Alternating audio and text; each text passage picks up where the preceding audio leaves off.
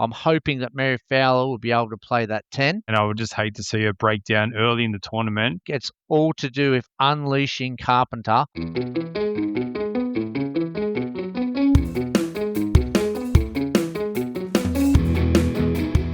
Welcome to the Aussie Game Podcast, where we talk all things Australian football. We've got the slogan. We've got the 26 players that are going to lead us to glory. I reckon we're just about ready to kick this tournament off, Mopper. What do you reckon? Oh, yes, we're edging ever so close, and now the team is out. We can start the preparation and the girls can start to build. It's not long now before we start our preparations at home to hopefully lift the Asia Cup in 2026, starting in March 1 over in Perth. So they're exciting times. And we've got the squad, Chief. Let's break it down. What do you got for us? Yeah, well, as I said, we got our 26-player squad today, announced by Joe Montemurro, of course. So we're just going to go through position by position and just discuss some of the talking points around the squad. A lot of the names kind of pick themselves, I suppose, mate. But there were a few surprise inclusions and probably some inclusions that I know you in particular have been calling for, that I'm very pleased to see them be given their opportunity. Let's start with the keepers, mate. So we've got Mackenzie Arnold, Tegan Micah, and Jada Wyman. Pretty much what we expected. I know Chloe Lincoln's been included in some previous squads, but that was mainly due to Jada Wyman being injured. So these are the three I think that most people expected. And look, not what I think Jada Wyman's going to get her initial Matildas cap would be exciting, but she's there. She's been in the younger teams and the setup before. She is a very mature keeper now at 26 years of age. Exciting for her to be in the squad. I think Chloe Lincoln's got plenty of time in the future. And it's going to be very interesting to pose the question on whether Micah or Mackenzie Arnold starts. They've been rotated in the last 12 months, game on, game off. So they're exciting, but obviously we all know they're fighting it out for the number one, and both good keepers cover. Well, I guess everyone will be confident of either one of them starting, and just some nice recognition for Jada with her performance as well with AIK. So exciting times, and yeah, look, I think the keepers speak for themselves. Do you think, given that, and we've spoken about how much Joe likes to play football all over the park, but do you think either of those keepers lend more to his style? Probably off the top of my head, I would say Tegan Micah is more accustomed to that. But do you think, let's put Jada Wyman to the side for a sec, but do you think either of Arnold or Micah are more favourable for that position? I've seen Micah more confidently play out, but Mackenzie Arnold, not so much, but maybe that's because in the previous role that she started, if we're talking World Cup and Olympics, vice versa, that maybe that wasn't the direction. So, like I said, they've been rotated game in, game out for the last 12 months with either one of them starting. So I think Micah, I've seen more of playing out, but I think that's because the styles that she's played at and the teams that she's played at demands that. So I think she'd have a slight advantage, and I think she'll probably start in Perth, I believe. But Mackenzie Arnold's been fantastic as well. We're just blessed to have two great keepers, and even Jada, three great keepers in this position. Yeah, and of course, Mackenzie Arnold came out really big for the Matildas in the last World Cup in those that penalty shootout against France as well. So not to forget that when we go deep into the tournament, that could be something that's in her favour as well. Good point. Let's look through the defenders, mate. Look, a lot of these names pick themselves. Ellie Carpenter, Steph Catley, Winona Heatley, Claire Hunt, Alana Kennedy, Courtney Nevin, Jamila Rankin, Charlie Rule, and I've added Caitlin Torpey into the defenders. I did see a few announcements that had her as an attacker, but she has been playing left fullback for Newcastle United in the WSL2. But very versatile Torpey, so she could slot into the defence, or we could see her higher up the field. What do you make of the defensive group? Yeah, I'm glad you mentioned Torpey, actually, because I think Torpey and Rankin are the next generational players, aren't they? And will probably push on in the next couple of years. We've seen Torpey play left-hand side against Wales, I believe. And you're 100% right. She's a versatile player, fullback, winger, forward. But I think that suits Joe. Yeah, that's what he wants. He wants that versatility. Whether she starts or not, or how much game time she possesses, will all come down to the decision around Steph Catley and how Catley is used. But yeah, look, Torpy and Rankin, one's for the future. They're excited. I was a bit nervous, actually. I'm a very big fan of Charlie Rill. I was a bit nervous whether she'd Thought be you would picked in be. this I thought squad. I you was would be, mate. hoping. Yes, I'm a big fan, and she offers great cover down that right-hand side, and she's been playing great for Brighton. I was very excited when she was picked, or probably more relieved than anything, and I'm sure she'll be excited as well. Just gives us great cover down there, and look, we're seeing Kennedy deployed in central defence in six, more so in the six in the last 12 months, so that'll be interesting, and we know Heatley can play central defence. She's played and been rotated the most in that central defence, playing with Hunt, with Catley as well. So, yeah, it's going to be interesting how this defence sets up. But I think you can see the future of the next generation coming through in this group, especially as we build towards the next World Cup. I know I'm jumping ahead for a second, but I think Hunt, Heatley and Catley across that centre to be very interesting to see who starts, because I think Kennedy will be more deployed as a backup or in that six role. So it'd be very interesting how they cover that formation, whether it's Carpenter bombs on and Catley slides into left centre back, or whether they start Catley at left back and start Heatley and Hunt in there, which they've done in the last 12 months as well. So that's probably the biggest and only question I have for Joe, how he's going to deploy that. And I don't think we're going to see the full tactic evolve until we get to the bigger teams, because if you look at when we played England, how we set up was with Heatley and Hunt in the middle, with Catley on the left, but Carpenter bombed forward, and he played like with that back three central defenders with Catley on the left. So it's going to be very interesting when we play, I think, Japan or Korea, or either Korea team, how he deploys that as the tournament builds. I think you're right in the fact that we can lock in Ellie Carpenter on the right. We can lock in Steph Catley somewhere across that back line. But the rest of it really is a mystery, and it might depend on who we play. It might depend on, building throughout the tournament.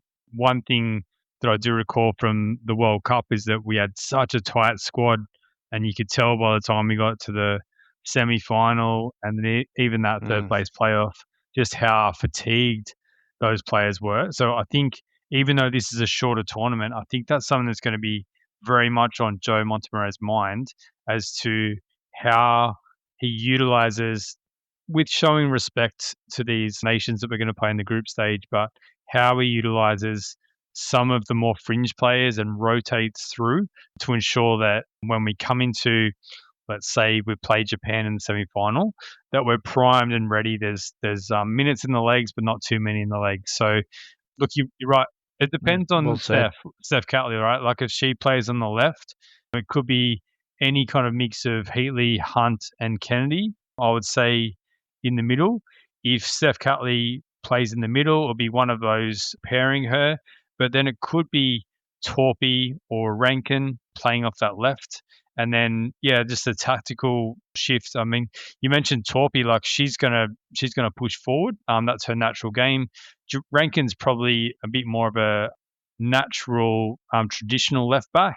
So it's probably just going to depend on what Joe's looking for. But you can see a lot of that backline being utilised for different reasons throughout the tournament. And don't forget Nevin, fantastic season in Sweden, natural left back as well. She's quality. A little bit older than Torpy and Rankin, and probably the senior of those three, who think also could slot into that left-hand side. So I think he's given himself plenty of options in regards to this situation. Absolutely, mate. All right, let's go to the midfielders.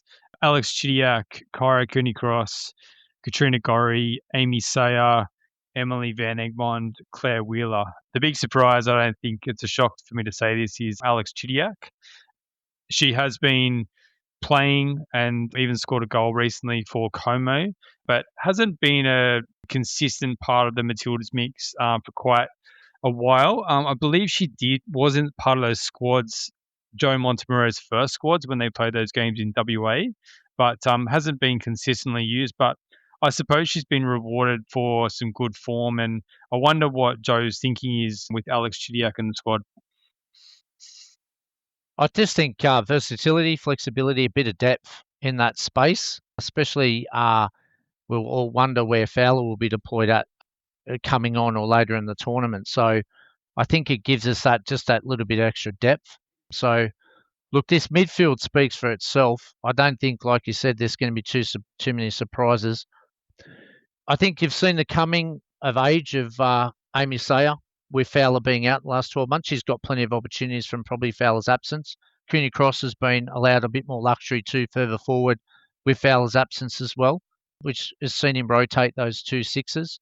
So they're interesting. I think Gorry was a lock overseas when we played, but she didn't come back and play against New Zealand. So I think Gorry will be in there somewhere in the midfield. It just depends who partners are. We've seen a number of combinations in there. Claire Wheeler's had an opportunity, and that's allowed Sayer and Cooney Cross further forward. But I think Chidiac herself just can play anywhere across that front line, and probably even she was tried out as a 6, but again, I think she's better in an 8 and 10 role, isn't she? And I think she's just there for a bit of versatility and backup.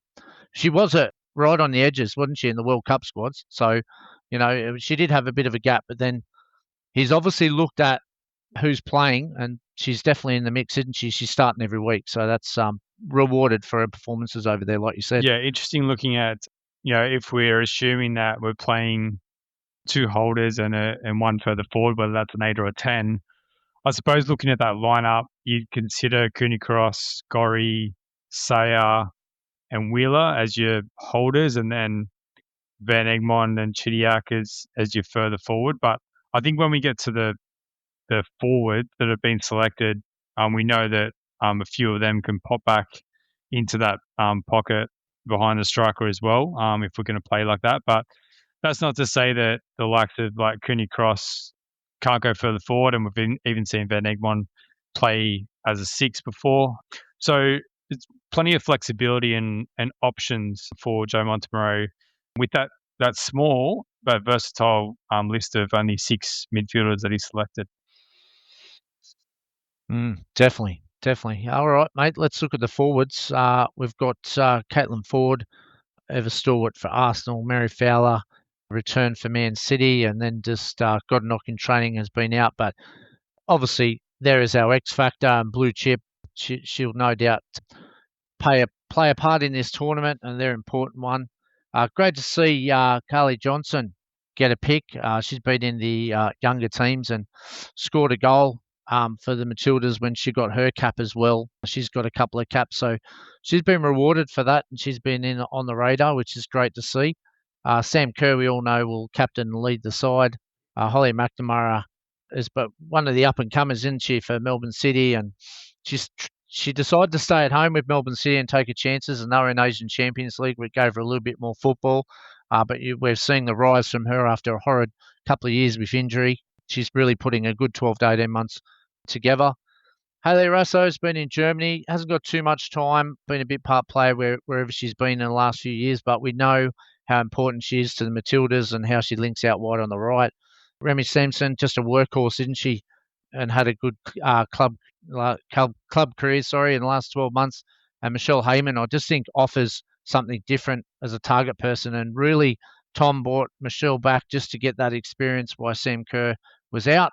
And I think, obviously, will play a pivotal part in games, with obviously being that target point and vocal point for set pieces, and something different up front when we put the ball into the box. Yeah, definitely, mate. And yeah, so many options there for Joe Montemurro to use. We would probably expect Caitlin Ford, Kerr, and Razzo front 3 at our strongest, but there's certainly plenty of options there. I wouldn't be surprised if Heyman gets a bit of game time, given Sam Kerr's still working her way back from her injury as well. And then, Holly McNamara the same, depending on what type of striker that Joe's looking for. If it's not Sam Kerr, if it's running in behind, it's McNamara. If it's back to goal, it's probably more Heyman, or she offers a bit more of an aerial threat as well. And then, the big question mark about how Mary Fowler is utilised in this tournament. You spoke in our previous podcast, mate, about how we're just going to have to slowly integrate her back into, particularly if she's just picked up a knock as well. We don't want to be pushing her too hard, and if we can nurse her through the group stage and maybe even the quarterfinals, and she can come up big later in the tournament, that would be absolutely fantastic. Yeah, absolutely. I voice your points of you'd swap or substitute any one of these players, wouldn't you? Like, what a great position to be in. We're 7 different players from the World Cup squad. Some are retired, some are out with injury.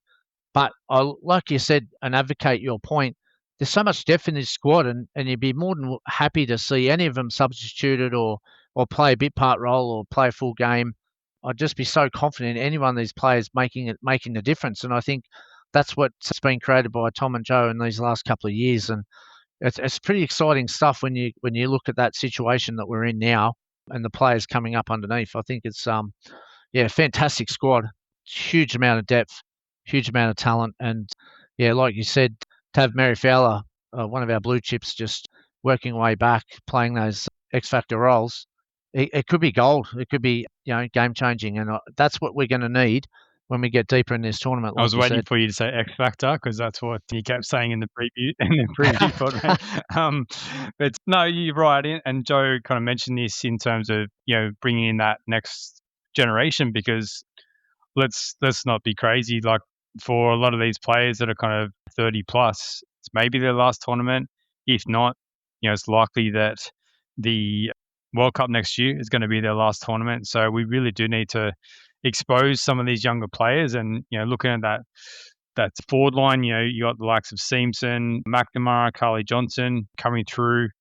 Fowler obviously experienced but still young in the next generation. Then that midfield group, you got Sayer coming through, in particular. Cooney Cross still very young at 24.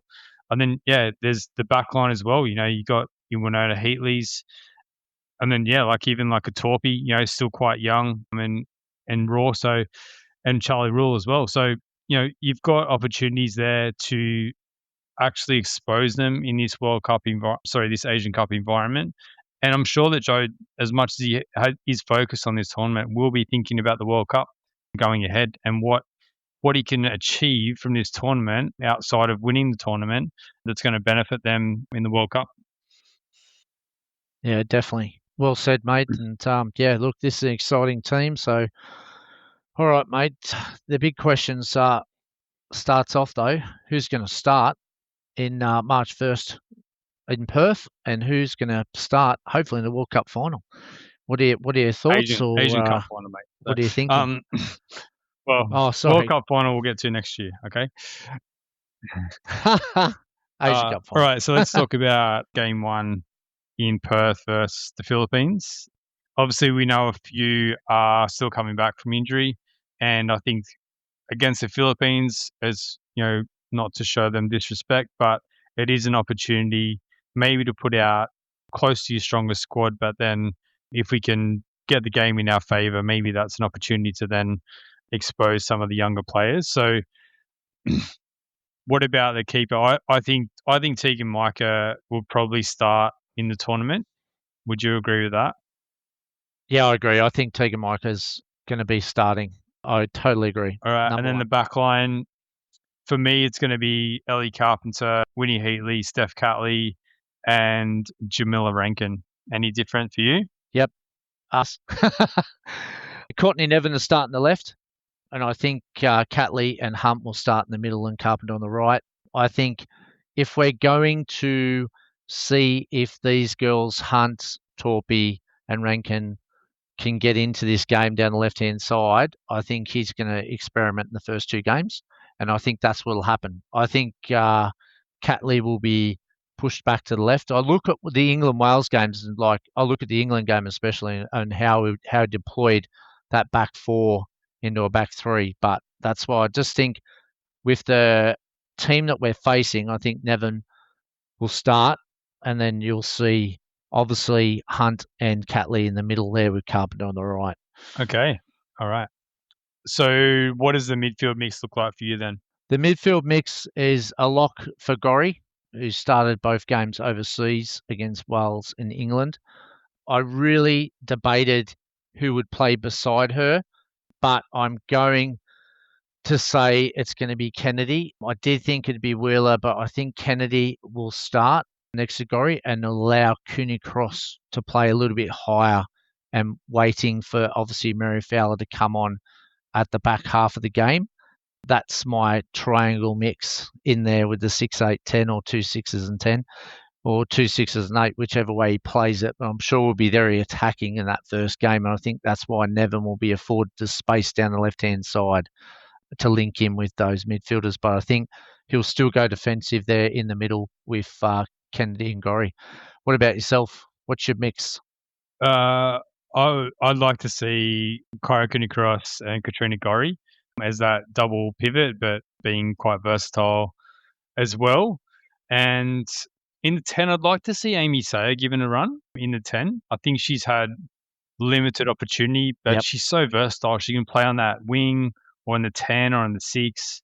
I think just giving her a bit of freedom in there will be quite good, because if we can assume that the Philippines are going to sit back and have a low block, we are going to need some creativity there, or if we're not going to, it's either that or we need to be able to get the ball wide and use probably a bit of our aerial advantage depending on who we have up front, which we'll get to right now, mate. So who have you got across that front three? I do love Sayer in that 10. I think it's her best position too, so nice choice there.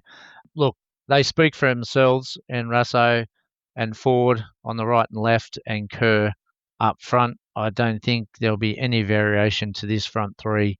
This is probably our strongest front three that we have. And I can't wait for this combination to really get a crack first game in Perth. What are your thoughts? I think he will do that. It's not what I would do. I would play the wide players the same, Ford and Razzo. I wouldn't be shocked if it's not Razzo off the right, though. I could see a McNamara or a Simpson off the right. But I would prefer he started Michelle Heyman up front. I know he won't, because I think there's probably a bit of sentiment there with Sam Kerr being a WA girl and the game in Perth. But I'm a bit concerned about if we're going to start Sam Kerr, when is her rest? How are we going to manage her through the tournament? I'm not that confident that she's back to any kind of full fitness just yet. And I would just hate to see her break down early in the tournament when I think we're going to need her much more later in the tournament. Ooh, big call. Perth girl, home fight. No, not a chance. She's a captain. She'll be starting, mate. And but I hear your thoughts and professional sentiment there, because, but I can't see it. I can't see it happening either. But that's how I would kind of navigate it. But anyway. No, it's good. Look, hey, she might even see half and half. You never know. It'll be early days. Scenario is you start and we're 3-0 up at half time, and then you give her a rest. Like that's perfect. But we'll see how it plays out. All right, mate. So let's talk. That's game one. But what about as we progress through the tournament? How is the lineup going to change for the final? Should we make it? My back four, Catley will slip back into the left, and it's only tactical that we do this. It's not for Catley to bomb on down the left. It's to cover the inside left-hand side of the fence, because this is a tactic he tried against England. If it wasn't for that send-off, we could have seen this flourish. And I think Heatley and Hunt are confident now. Hunt of a stalwart at Tottenham, Heatley playing very well with Roma. And I think it's all to do with unleashing Carpenter into the spaces and further forward and advanced in a more Chelsea-type role. And I think you'll see that in the final, because he'll want those three central defenders, no doubt, to cover Carpenter's runs. So that's my back four. In the sixes, I think you'll see Gorry and Cooney-Cross drop back in together. Like you said in that first game, I think that'll be his end product, because I think by the time we get to the final, I'm hoping that Mary Fowler will be able to play that 10. And I think Gorry, Cross, and Fowler will be dynamic. It'll be our best starting combination. And then same Ford and Rasso will start out in the wide positions with Kerr up front. I believe this is our strongest side and our strongest opportunity to win this Asia Cup final. And I assume that means Tegan Micah still in goals for you? Yeah, 100%. Look, I love Mackenzie Arnold, but don't be surprised if it's a penalty shootout. Mackenzie Arnold will come on. because Good I hitting would, Zelko yeah, Kalac conversation. I just think Mackenzie Arnold in the penalty shootout is a little bit taller, and I think she'd be a better shot stopper. But nothing taken away from these two great keepers. But yeah, don't be surprised if that's a tactic if we get to it, because there's going to be some big games later on, isn't there? You know, likes of the Koreans and Japan. They're big teams. Japan's a real threat in this tournament. We're going to face them in the semi-final if it flows the way we think it's going to flow. All right. I tend to agree with you in terms of your lineup. I'm going to make one change though.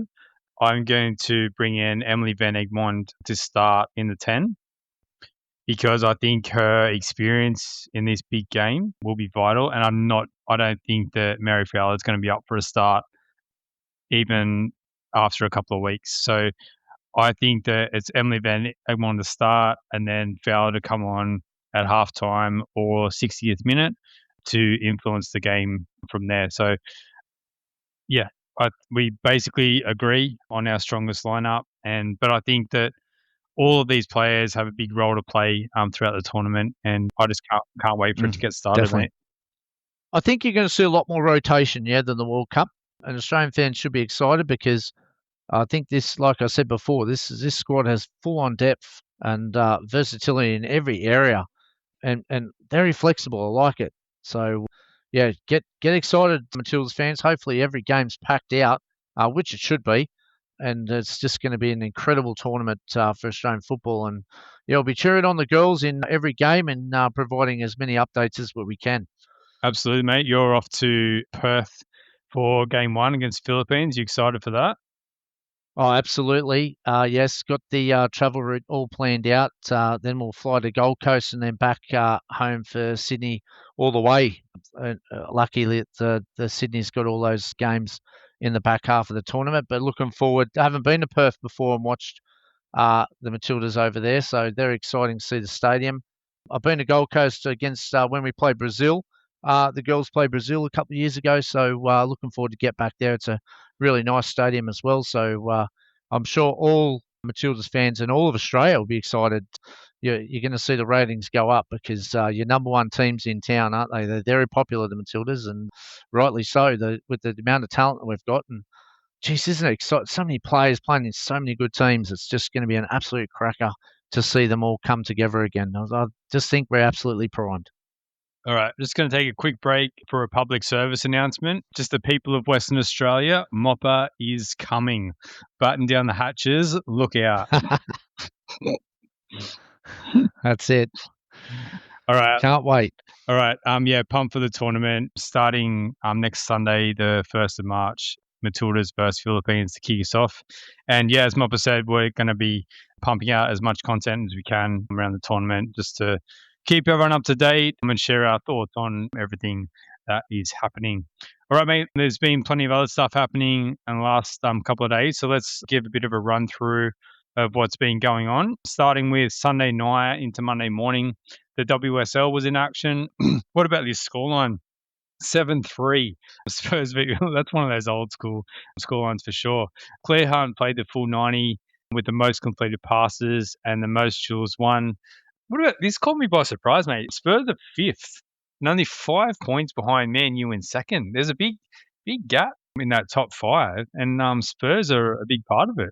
Yeah, they've always been consistent in the Women's Super League, haven't they? Just beneath, always in the mid-range of those top sides. But they've been quietly going on. They've been a lot more competitive against the big sides this year, but they're just off it, aren't they, from that top 4? But yeah, they've definitely improved. They've had a really good season, and they're coming to age. And yeah, watch out. Hopefully, they can provide some extra competition next year because I'd love to see Tottenham and Claire Hunt get. And obviously poor Charlie Grant's out injured. We should mention her, and she's the unlucky one missing out, obviously, with that injury for the Matildas. So good to see Tottenham around that mark, but can't get over those top 4 sides. They're just another level. So hopefully they can kick on and, provide more pressure for that top 4. Yep. Elsewhere in the WSL, Chelsea beat Liverpool 2-0. Ellie Carpenter played 90 minutes, and Sam Kerr got 23 minutes off the bench. Claire Wheeler's Everton beat West Ham 1-0 with the Matildas midfielder playing 90 minutes. No Katrina Gorry in the squad for West Ham.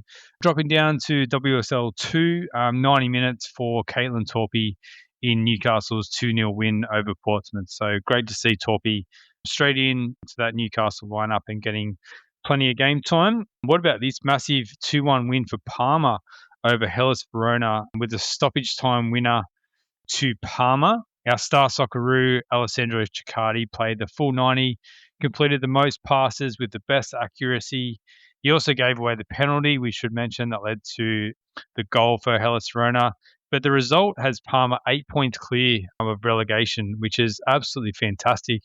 Let's hope that they can keep going on that trajectory and stay safe in Serie A this season. In Scotland, Motherwell 10 points off the top in Scotland with the game in hand.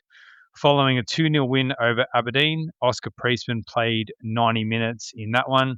Johnny Kastrumbis is still injured. So I know 10 points is a fair bit off Hearts at the top of the table there, but they're there and thereabouts. And once this competition splits, it might be very interesting to see where Motherwell land and if they can start taking some points off some other teams. I was just going to say Motherwell's having a great season, and they already have taken some scalps, haven't they, this year, and they're in great form. So, they'll be a threat. Don't get me wrong. So watch out for Motherwell. They're definitely capable to be up and around that mark. Definitely, mate.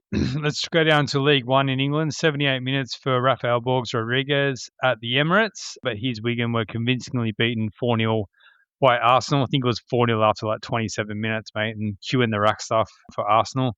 Liam Chipperfield played 71 minutes in Sion's 1-0 loss in the Swiss League.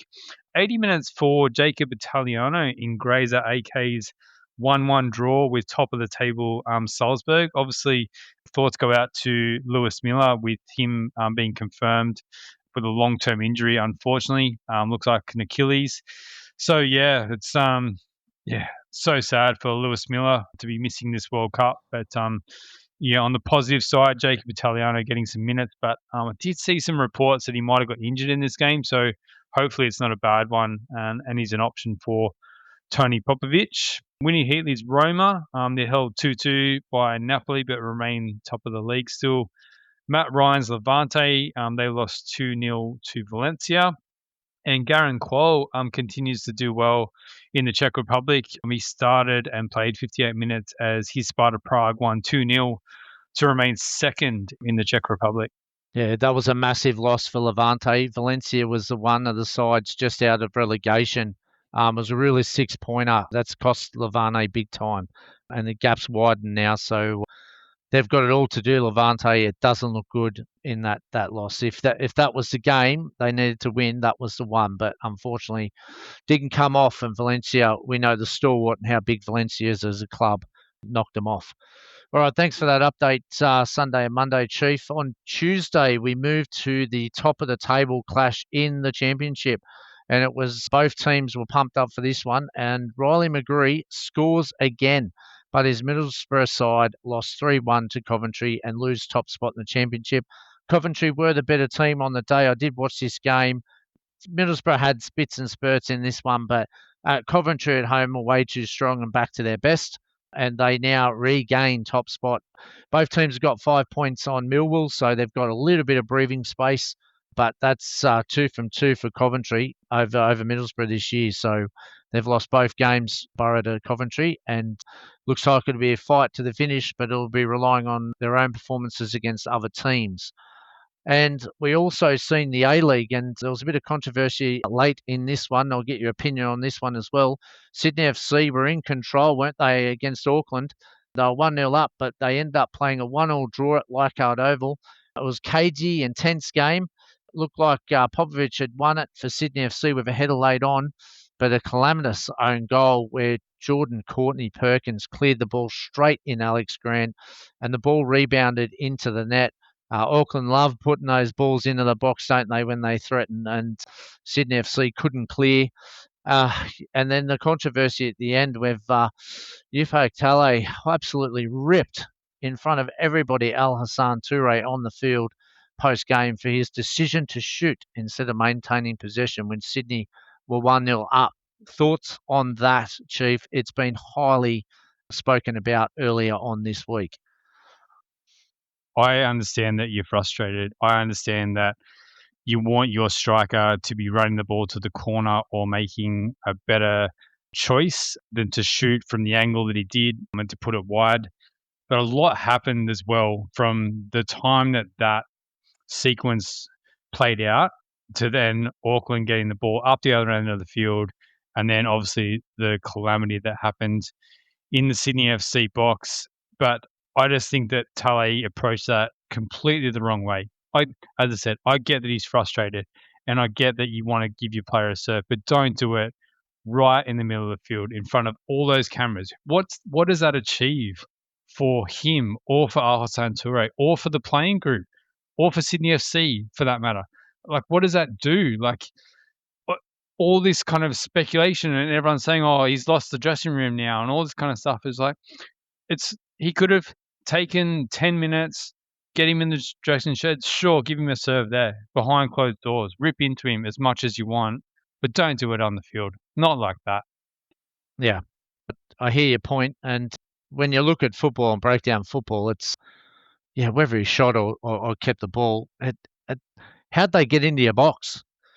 How'd you defend that is more important. It's papering over some of the root causes at the end there, but you're right. It's unprofessional. He let his emotion go, and no doubt regrets it. And under huge pressure, isn't he, to perform? And all his emotions went out the wrong way, didn't it? And he's got a lot of explaining to do. And hopefully, he just wears that one as a big learning and can mend that relationship so they can push on, because they're right in third place. They're fighting out for the title, even though the Jets have got a little bit of a cushion. So he see if they bounce back. It was an unhappy week. In the press conference, he didn't take a backward step either. He was asked about it, and he just basically doubled down on what he did. He didn't see anything wrong with it at all. So maybe in hindsight, after he had a couple of hours or the day to cool off, he might have changed his mind. But he certainly wasn't backing down. I just thought that was disgusting from what he did. Too much instability now. Yeah, the players coming in the January change, it's just added more pressure, hasn't it? And just not getting the results at the top end of the table, but still in a good position. And divided opinion, absolutely. And be interesting to see how he bounces back and what the starting lineup is this week. And we'll watch that unfold if Sydney FC can put all that behind them and get back on the tracks. Very interesting this weekend what the response is. And Chief, do you want to give us an update on the good result for Newcastle Jets, especially regarding the ACL elite spot? Yeah, well, because of this result and the closest contenders for that ACL elite spot for the Jets, now Sydney FC and Adelaide United, who are both 7 points behind, with all teams having with all teams having 9 games to go now. So we know that the Jets are going to be playing ACL 2 no matter what, because of their Australia Cup win. But if they win the league, they're going to get that ACL elite spot. And as I said, with Sydney FC winning, that gap closed a bit to 5 points. But now with that late goal to Auckland, and obviously Auckland can't qualify for the ACL elite, puts the Jets in a big advantage. And when we're talking about the Jets going on this streak, we mentioned some of those teams that are in their upcoming run. In fact, that it's the Mariners, the Wanderers, I think Wellington with their next 3. So certainly an opportunity now for the Jets to continue that forward momentum and put a further gap on Sydney FC and Adelaide United and wrap up that ACL elite spot. Absolutely. All right, so let's move on to Wednesday. And the Socceroos have had a couple of announcements lately. They announced their May friendly against Mexico and LA, and obviously their home facility, which will be an Oakland Roots sole training facility, has been selected as CommBank Socceroos official base camp training site for the 7th FIFA World Cup appearance for the Socceroos. So that's located in Bay Farm Island in Alameda in California. So very good facility. They're very happy with it. So big news there for the Socceroos, and playing Mexico, who I think Graham Arnold played on a grid, like an artificial pitch or something, wasn't it, before a couple of years ago back in there, and that was, I think, we drew with Mexico that day. So hopefully the pitch will be a proper football pitch this time, and we'll see the best of both sides as they lead into the World Cup. They're playing that one in LA at the Rose Bowl. So Rose Bowl or something. Yeah. yeah, so hopefully you're right. I think it was a Raul Jimenez penalty in that one. Did we get an equaliser? I can't remember now. I can't remember if we. I'm pretty sure we're in front. We'll have to check that one. It was a little while But ago now. it'll be a good contest. So On it'll be a good Wednesday, contest before the World Cup against Mexico. absolutely. Obviously, one of the host nations, but also one of the better teams in world football. So it'd be a great challenge for the Socceroos. Yeah, good lead up. We also seen on Wednesday Cardiff beat Wimbledon 4-1 with Alex Robertson picking up an assist in the 65th minute. Big win for Portsmouth. This was huge. 3-1 win over Charlton. They dominated this game, and Segacic was an unused sub. But the win moves them 4 points clear of relegation. They desperately needed that one. Drags Charlton down nearly into it as well. So they're pretty much level now, Charlton and Portsmouth. So we've seen Leicester drop into that space because of that points deduction. So it just gives them a little bit of breathing space. We also had full games for Ryan Strain and Ashley Maynard Brewer, as well as 34 minutes for Zach Sabsford off the bench as Dundee United advance in the FA Cup with a 2-1 win over Spartans. So good win for the boys there. 59 minutes for Caleb Watts as Plymouth beat Leyton Orient 3-1 to remain in touch with the playoffs in League One. So well done, Caleb. Port Vale, however, lose again to Stevenage 2-1 with Joe Gauci in goals. And midweek Asian Champions League already qualified Melbourne City drew 0-0 with Gangwon. Now, it was an important result for Gangwon because that made them wrap up 8th spot, which was very important. Ulsan played the Shanghai Port, and they needed to win that one to get in, but they drew with Kevin Muscat's side 0-0 on that night. So Gangwon FC, they wouldn't have known. They would have been playing minute by minute, but that 0-0 draw obviously got them through. And now Melbourne City will now face Burham United, coached by former Mariners boss Mark Jackson, in a two-legged tie in a couple of weeks. I think that's a great draw. We've seen a bit of Burham before, didn't we? And I think Melbourne City are definitely capable to beat that side. I think they beat them in the group stage, actually. I think they faced them and beat them in the group stage. So they've already got that to their advantage. And yeah, considering some of the teams they could have drawn, I don't think that's too bad a draw. So yeah, I think those games are March 2 and March 9. So coming up very quickly. But yeah, it'll be again that challenge for Melbourne City, how they navigate through Asia. They're obviously doing quite well in that competition. But massive Melbourne derby this weekend to see where they're going to be at. Obviously on the back of this game midweek as well. So challenges ahead for Melbourne City, but some exciting times if they can continue to progress in the ACL Elite competition. Matty Ryan in action again. His Levante lost 1-0 to Villarreal. Made some nice saves there, Matty Ryan, but couldn't do enough to get his side across the line. What about Oscar Priestman, sent off in the second minute as his Motherwell lost 2-0 to Aberdeen in the FA Cup. Nicholas Milanovic played the first half for Aberdeen. Geez, Priestman was unlucky, mate.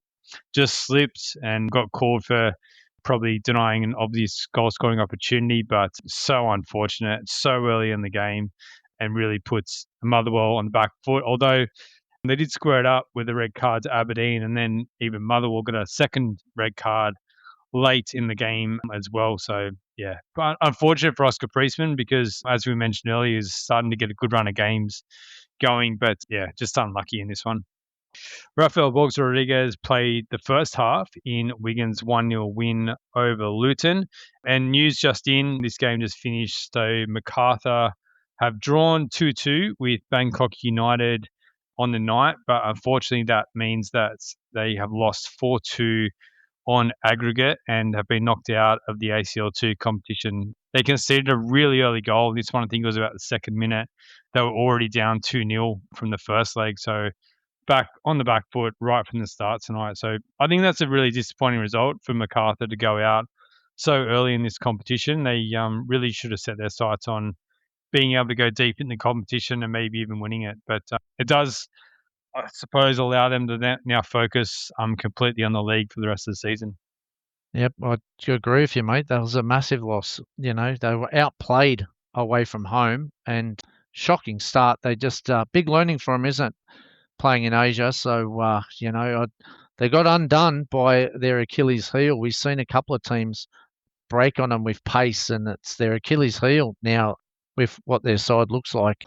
They might have to address that because it's cost them dearly in Asian Champions League too. Very sad that they're gone because we can't follow an Australian team in that second league, Asian Champions League, but at least we've got Melbourne City to support in the big one. So not nice run from MacArthur, but unfortunately, it's going to be a hard lesson learned. All right, and what about this, Mopper? Some massive news for our female footballers because Arsenal and Eintracht Frankfurt both picked up some wins this morning to advance in their respective European competitions, setting up some all-Aussie clashes. So Arsenal are going to play Chelsea in the Champions League quarter-final. What a matchup that's going to be. And Hayley Razzo's Eintracht Frankfurt will play Ivy Luik's BK Häcken in the semi-final of the Europa Cup. So how good's that representation across some of those finals? And obviously the Europa Cup, we're definitely going to have an Aussie playing in the final of that competition. And obviously, some other players are going really deep in the Champions League as well. It just goes to show the top quality of our women's football. Arsenal, Chelsea, what a draw. And Real Madrid, Barcelona, what a draw. But for the Aussie girls, wow. What a quarterfinal this is going to be. It's going to be a clash of the Titans, isn't it? So, all to play for. And I think they'll have to wait too, won't they, to play it? Because I think when is the Champions League quarterfinal? Is it after the Asia Cup? Next round's going to be the 25th of March. So, it's going to be a while. So they can be friends for a month. And we shouldn't exclude Tegan Micah, of course, with her Leon progressing to that stage, the quarterfinals of the Champions League as well. So, Aussies everywhere you look in the Champions League and Europa Cup as well. Absolutely. It's just awesome for the girls, isn't it? They're all at the top level and we're just loving it. And great for the Matildas. It just great signs where women's football is at the top level. All right, mate. That's a wrap pretty much for tonight. Any thoughts on the Matildas or the overnight or during the week wrap this week? What's out? Nothing in particular, mate. Look, as I said, as you said at the top, we probably expected pretty similar Matilda's squad announcement. Good shout out during the show about Charlie Grant missing out, which is really unfortunate with her injury, and just can't wait for this tournament to get started next Sunday. It's going to be so exciting. Yep, March the 1st, Matildas fans, and I'll see you all over in Perth, and then I'll follow you up to the Gold Coast and before I come back to Sydney. I'm looking forward to seeing every game in this Asia Cup, and Chief, I'll see you at the end, hopefully celebrating a big win for the Matildas in March. Well, I'll see you Sunday first, and make sure if you see Mopper out there in the wild that you go say hello and go give him a cuddle. Absolutely. I'll be pumped. I'll be on top of the world, mate, when we get this one. Thanks, everyone, for listening. Thanks, Mopper. We'll be back, as usual, on Sunday to go through all the action between now and then. In the meantime, enjoy football. All the best, everyone.